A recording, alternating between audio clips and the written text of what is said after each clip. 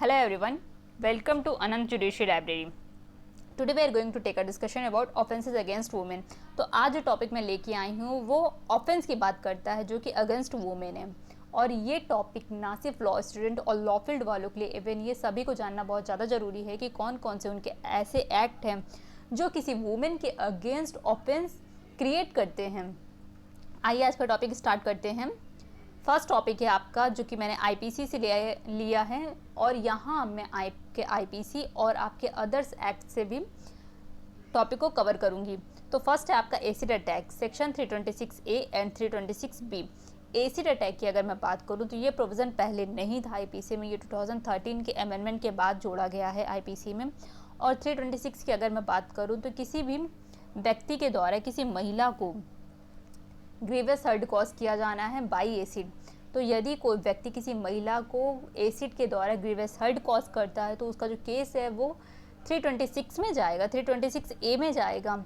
और उसकी जो पनिशमेंट होगी वो not less than 10 years and extend to life time imprisonment तक का हो सकेगा। ओके, तो जो grievous hurt by acid cause की जाती है तो केस जाता है 326A में। और अगर एसिड फेंकने का अटेम्प्ट किया जाता है तो ऐसा केस जाता है आपका 326B में। और इसकी जो पनिशमेंट आईपीसी में प्रेस्क्राइब की गई है not less than 5 years but which में extend to 7 years. Okay, and next topic है आपका rape, section 375, 376, 376A, 376AB, 376B, 376C, 376D, 376DA, 376DB and 376E। इतने में आपका रेप टॉपिक को कवर किया गया है। अगर मैं बात करूं सिंपल से इसकी पनिशमेंट की तो सबसे पहले आपका रिग्रेस इम्प्रिजनमेंट होता है। इसमें सिंपल इम्प्रिजनमेंट बिल्कुल भी नहीं होता, आपका रिग्रेस इम्प्रिजनमेंट होगा जो कि आपका नॉट लेस देन 20 ईयर्स होगा, जो कि आपका 20 ईयर्स से कम का नहीं होगा। पहले ये इम्प्रिजनमेंट आपका 10 ईयर्स था बट 2018 में अमेंडमेंट करके ये 20 ईयर्स आपका कर दिया गया, बट विच में extend to imprisonment for life. और ये लाइफ टाइम इम्प्रिजनमेंट भी हो सकता है और shall also be liable to fine. और इसमें कैपिटल सेंटेंस भी दी जा सकती है। ऐसा नहीं है कि ऐसे केसेस में कैपिटल सेंटेंस नहीं दी जा सकती है, बिल्कुल दी जा सकती है। आप निर्भया वाला केस देखे होंगे, उसमें भी आपको कैपिटल सेंटेंस दिया गया था एक्यूज लोगों को। ओके, तो अगर मैं बात करूँ 376AB की, 376DA की एंड DB की, तो ये जो प्रोविज़न है ये आपका आईपीसी में पहले नहीं था, ये आपका आईपीसी में 2018 के बाद जोड़ा गया है। ओके, और ये सारे जो प्रोविज़न है 376A, 376B, 376C, 376D and E, ये आपका 2013 में जोड़ा गया है। ओके, तो इतना क्लियर हो गया। अब सारे सेक्शन कहते क्या हैं सबके मैं बारे में बता देती हूँ। 376 में तो आपकी पनिशमेंट दी हुई है। अब 376A की अगर मैं बात करूँ तो आपका 376A जो है आपका वो बात करता है पनिशमेंट फॉर कॉजिंग डेथ और resulting in persistent vegetative state of victim. Means आपका पीड़िता की मृत्यु कारित करने या लगातार निष्क्रिय स्थिति में बने रहने के लिए परिणाम उत्पन्न करने के लिए दंड है। यदि कोई व्यक्ति लगातार ऐसे सिचुएशन में कोई ऐसा ऑफेंस करता है कि लगातार वो फीमेल निष्क्रिय स्थिति में बनी रहे उसके रेप के द्वारा, तो ऐसे में जो उसकी पनिशमेंट होगी तो यहाँ जो प्रिस्क्राइब की गई है not less then 20 years and life time imprisonment overall. And अगर मैं बात करूँ 376AB की तो ये बात करता है 12 वर्ष से कम आयु की लड़की के रेप मैटर में। ओके, एंड 376B की अगर मैं बात करूँ तो sexual intercourse bye husband upon his wife during separations, means husband के द्वारा रेप कमिट करना ड्यूरिंग लीगल सेपरेशंस। तो ऐसे में जो पनिशमेंट प्रेस्क्राइब की गई है 376B में वो not less than 5 year but which में एक्सटेंड टू 7 ईयर्स तक की हो सकती है। और 376C की अगर मैं बात करूँ तो ये sexual intercourse by a person in authority, जो भी पर्सन अथॉरिटी में है like a doctor, police, ETC, तो ऐसे व्यक्ति के द्वारा यदि ऑफेंस कमिट किया जाता है तो उनकी जो पनिशमेंट है वो सेम पनिशमेंट आप इसमें 376C में आपका दिया हुआ है। ओके, एंड 376D की अगर मैं बात करूँ तो ये गैंग रेप की बात करता है और इसकी जो पनिशमेंट है सबसे सिंपल सा, आप 20 ईयर से कम की नहीं होगी, लाइफ टाइम इम्प्रिजनमेंट भी हो सकती है और डेथ भी हो सकती है। और 376DA एंड DB की अगर मैं बात करूं तो जहां D लगा हुआ तो आप सिंपल समझ ले गैंग रेप की बात हो रही है। और अगर मैं DA की बात करूं तो ये 16 वर्ष से कम की महिला की बात करता है। और 376DB की अगर मैं बात करूं तो यहाँ आप 376 DB और 376 AB को अपने माइंड में रखिए, और दोनों ही बात करता है 12 वर्ष से कम की महिला के बारे में। एंड 376 E और 376 E की अगर मैं बात करूं, तो यदि कोई व्यक्ति पहले ही इन सेक्शन के अधीन आपका पनिश किया जा चुका है, उसे सज़ा मिल चुकी है, और दोबारा वो इन्हीं सेक्शन के अधीन कोई भी ऑफेंस दोबारा कमिट करता है, तो उसका जो केस जाएगा वो जाएगा 376 E में, और ऐसे केसेस में उसको डेथ भी मिल सकती है या लाइफ टाइम इम्प्रिजनमेंट भी मिल सकती है। ओके, एंड नेक्स्ट है आपका kidnapping and abduction for different purpose, section 363 and 373। Section 363, whoever kidnaps any person from India or from lawful guardians, means ये जो बात करता है आपका पर्सनस की किडनैपिंग की from India and from lawful guardian. Okay, तो ये किडनैपिंग की बात करता है, नॉट एब्डक्शन की। तो किडनैपिंग जो होता है वो लॉफुल पर्सनस के जो उसके गार्जियंस होते हैं उनसे, या फिर इंडिया के बाहर से जो किडनैपिंग करता है इंडिया के बाहर ले जाता है। तो ऐसे में जो पनिशमेंट प्रिस्क्राइब की गई है वो है एक्सटेंड टू 7 ईयर्स। जो उसकी पनिशमेंट प्रिस्क्राइब की गई है अंडर सेक्शन 363, तो वो है आपकी 7 ईयर। किडनैपिंग की मैं पनिशमेंट की बात कर रही हूँ, एब्डक्शन की नहीं। और एब्डक्शन को हिंदी में अपहरण कहते हैं, जबकि किडनैपिंग को हिंदी में व्यपहरण कहते हैं। ओके, एंड जो एब्डक्शन होता है यानी अपहरण होता है, वो वैसे तो कोई क्राइम नहीं होता है अगर उसके साथ कोई पर्पस ना हो। देखिए लिखा है ना, एब्डक्शन फॉर डिफरेंट पर्पस। अब इसके पर्पस क्या होते हैं, तो इसके जो पर्पस हैं 363A से लेके आपका 373 तक आपका बताया गया है। अब इसके पर्पस क्या हो सकते हैं, लाइक किसी को किडनैप कर, किसी को एब्डक्ट करके ले जाना, उसकी हत्या कर देना, या फिर रैंसम के लिए फिरौती मांगना, या फिर उसे वेश्यावृत्ति में भेजना, या फिर भीख मंगवाने के प्रयोजन से। तो किसी भी प्रयोजन से अगर किसी भी पर्सन को एब्डक्ट किया जाता है, तो ऐसे केसेस में सेक्शन के अकॉर्डिंग ही पनिशमेंट मिलेगी। ओके, एब्डक्शन में। नेक्स्ट है murder, dowry, death, abatement of suicide ETC, section 302, 304B and 306।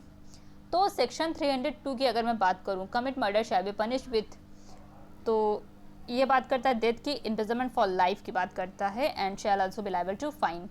तो जो आपका 302 है वो बात करता है डेथ की, इम्प्रिजनमेंट फॉर लाइफ की एंड फाइन की भी। और अगर मैं 304B की बात करूं तो ये डाउरी डेथ की बात करता है, सिंपल सा डाउरी डेथ की बात करता है, और punished with imprisonment for a term which shall not be less than 7 years, not be less than 7 years, extend to imprisonment for life.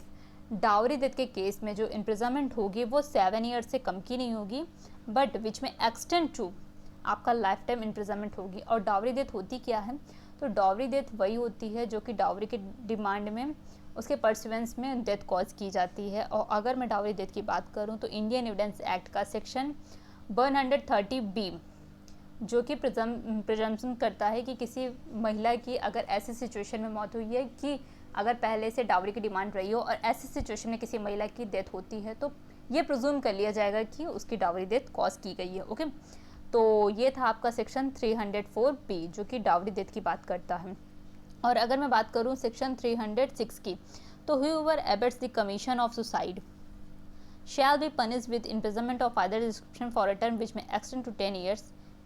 Okay, तो जो कोई एबेट करेगा किसी भी पर्सन्स को, ठीक है, किस लिए, सुसाइड के लिए एबेट करेगा, तो ऐसे केसेस में यदि वो व्यक्ति उस एबैटमेंट में आके सुसाइड कर लेता है, जो भी फीमेल है सुसाइड कर लेती है, तो ऐसे केसेस में जो पनिशमेंट होगी वो 10 ईयर्स तक की इम्प्रिजनमेंट होगी। ओके, देन नेक्स्ट है क्रुएल्टी बाय हस्बैंड और his relative, section 498A। Whoever being a husband or the relatives of the husband of a woman subject such women to cruelty shall be punished with imprisonment for a term which may extend to 3 years, shall also be liable to fine। देखिए fine तो आपका सबके साथ लगेगा। और अगर मैं 498A की बात करूं तो इसमें जो पनिशमेंट है वो 3 ईयर तक की होती है। अब क्रुएल्टी क्या होती है, ये जो सेक्शन है आपका अलग से जोड़ा गया है। तो इसका जो पर्पस था कि जो डावरी डिमांड के थ्रू हैरेस किया जाता है तो उसको रिड्यूस किया जा सके। मीन्स 498A अगर किसी फीमेल्स को डावरी के लिए या फिर किसी भी चीज़ के लिए उसके साथ क्रुएल्टी की जाती है, तो वो इस सेक्शन का सहारा ले सकती है। और अगर वो कुछ भी एक्शन नहीं लेती है और उसे कंटिन्यू हैरेस किया जाता है तो उसका कंसिक्वेंस पता है क्या होगा? उसका कंसिक्वेंस होगा एक सेक्शन 304B यानी डाउरी डेथ। ओके, तो इसीलिए इस सेक्शन को बनाया गया और इसकी जो पनिशमेंट प्रिस्क्राइब की गई है वो है आपका 3 years इम्प्रिजनमेंट। देन नेक्स्ट है sexual harassment section 354A, a man committing any of followings acts. सबसे पहले क्या करेगा? Physical contact and advance involving unwelcome and explicit sexual overtures or, and second a demand or request for sexual favor or, and third is showing pornography against the will of a woman or, and last है making sexual career remarks। तो इन चारों जो points है इन चारों के through ही आपका sexual harassment का offence जो है कमिट किया जाता है अकॉर्डिंग सेक्शन 354A। और इसकी जो पनिशमेंट प्रिस्क्राइब की गई है, यदि क्लॉज 1, 2 एंड 3 में आपका केस आता है तो इसकी जो पनिशमेंट है सबसे पहले रिग्रेस इम्प्रिजनमेंट है। ओके, और एक्सटेंड हो सकेगी 3 years तक की और विथ फाइन और विथ बोथ। ओके, और अगर कोई क्लास 4 के अंतर्गत आपका स्पेसिफाइड क्लास 4 जो ऑफेंस करता है उसकी जो इम्प्रिजनमेंट होगी वो होगी 1 year तक की, एक्सटेंड टू 1 year। यहाँ आप देख लीजिए, यहाँ देखिए एक्सटेंड टू 1 year है, तो इसकी जो पनिशमेंट होगी वो 1 year तक की हो सकेगी। नेक्स्ट है आपका assault on women with intent to disrobe a woman section 354B। तो कोई भी पर्सन जो असॉल्ट करता है वुमेन पे उसे डिसरोब करने की इंटेंशन से, तो ऐसे में जो पनिशमेंट होगी एनी मैन, यहाँ देखिए एनी मैन लिखा है नॉट पर्सन लिखा है, मीन्स ये जो ऑफेंस है वो सिर्फ और सिर्फ बाय मैनिंग कमिट हो सकता है। एनी मैन हु असॉल्ट और use criminal force to any women or abet such act with the intention of disrobing or compelling to her to be naked shall be punished with imprisonment of other description for a term which shall not be less than 3 years। तो ये 3 years से कम की नहीं होगी, but which may extend to 7 years and shall also be liable to fine। means 3 years से कम की imprisonment नहीं होगी जो कि extend की जा सकती है 7 years तक under section 354B assault on women with intent to disrobe a woman। and then next है voyeurism section 354C। तो voyeurism क्या होता है? दृश्यकारिता होता है, और दृश्यकारिता क्यों ऑफेंस होता है? यदि कोई फीमेल अपने प्राइवेट वर्क में लगी हुई है जो कि पब्लिकली नहीं कर सकती है, या फिर किसी ऐसे एक्ट में लगी हुई, या फिर अपनी ऐसी पिक्चर्स क्लिक करने की परमिशन दे देती है बट उसे डिसमिनेट करने की परमिशन नहीं देती है, तो ऐसे में कोई भी व्यक्ति अगर ऐसा अपराध करता है जो कि उसकी पिक्चर्स को डिस्ट्रीब्यूट करता है या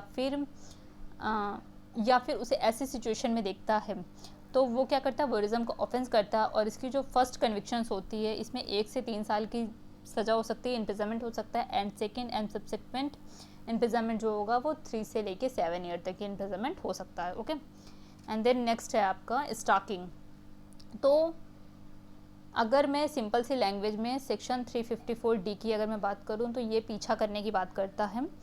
किसी भी महिला का यदि किसी पुरुष के द्वारा पीछा किया जाता है, उसकी अनिच्छा के बावजूद यदि वो उसको बोल देती है कि मत करिए, तो उसके बाद भी अगर पीछा किया जाता है, और यहाँ ना सिर्फ मैं फिजिकली स्टॉकिंग की बात कर रही हूँ, इवन अगर कोई व्यक्ति इंटरनेट के थ्रू भी किसी फीमेल के ईमेल अकाउंट या फिर व्हाट्सअप, फेसबुक, इन सब पे भी नज़र रखता है, तो भी ऐसे केसेस में जो केस उसका जाएगा वो अकॉर्डिंग सेक्शन 354D में जाएगा, और उसकी जो इम्प्रिजनमेंट है वो है not be less then 1 year but which में एक्सटेंड टू 5 years। मीन्स 1 साल से कम की सज़ा नहीं होगी जो कि आपकी 5 साल तक के एक्सटेंड की जा सकती है। ओके, तो ये है आपका स्टॉकिंग का ऑफेंस।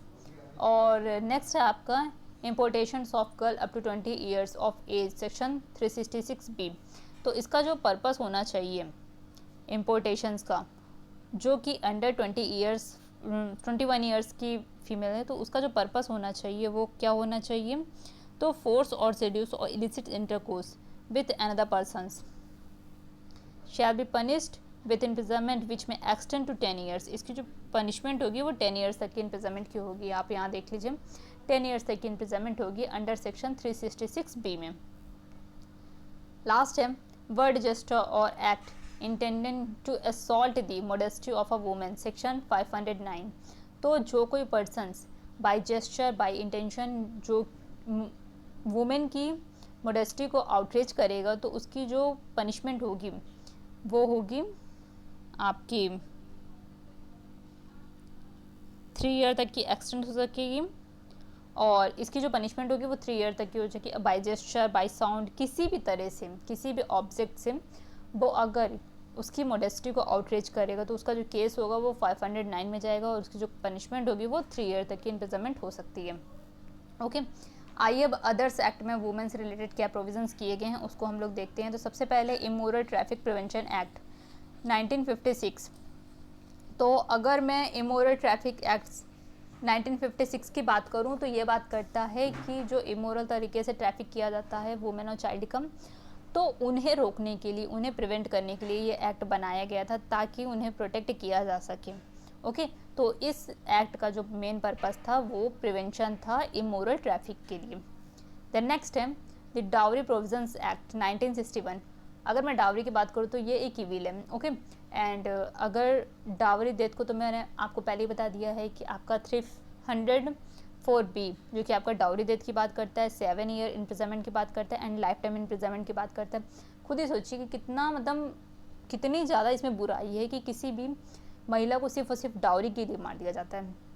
देन इसके बाद 498A जो आपका डावरी से रिलेटेड ही है, डावरी डिमांड से रिलेटेड है। ओके, एंड अगर मैं इंडियन एविडेंस एक्ट की बात करूँ तो 130B जो कि आपका प्रिजम्पशन की बात करता है, डावरी डेथ के प्रिजम्पशन की बात करता है। इसीलिए, और डावरी से रिलेटेड एक सेपरेट एक्ट भी इसीलिए बनाया गया ताकि इस इविल को रिड्यूस किया जा सके, एलिमिनेट किया जा सके बाय सोसाइटी।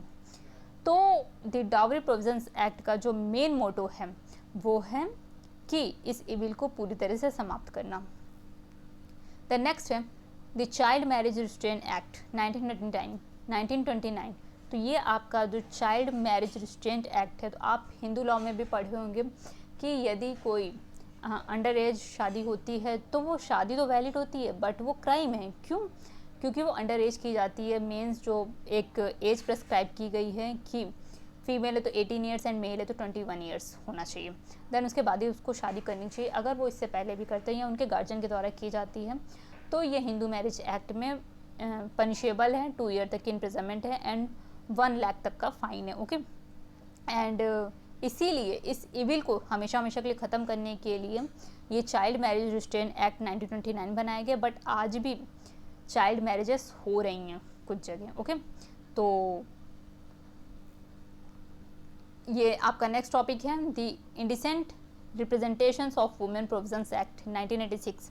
तो ये जो आपका इंडिसेंट रिप्रेजेंटेशंस एक्ट है तो इसका जो मोटिव है, तो जितनी भी इंडिजेंट वुमेन्स है या फिर डेरोगेटरी वुमेन्स हैं जो कि डेरोगेटिव हैं बाय सोसाइटी एंड उन्हें जो देखा जाता है तो उन्हें बहुत करप्ट और ससेप्टिबल आइज से देखा जाता है। ओके, तो इन सारी चीज़ों को रिड्यूस करने के लिए, एलिमिनेट करने के लिए ये एक्ट लाया गया जिसके थ्रू इसे प्रोहिबिट किया जा सके।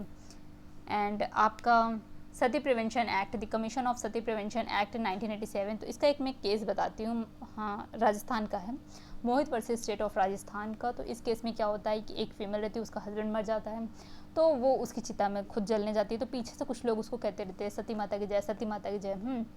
तो ऐसे केसेस में उन जो पीछे उसके चल रहे थे तो उनको क्या होता है, आईपीसी के सेक्शन 306 के तहत पनिश किया गया। क्यों? क्योंकि वो उस फीमेल को सुसाइड के लिए एबेट कर रहे थे।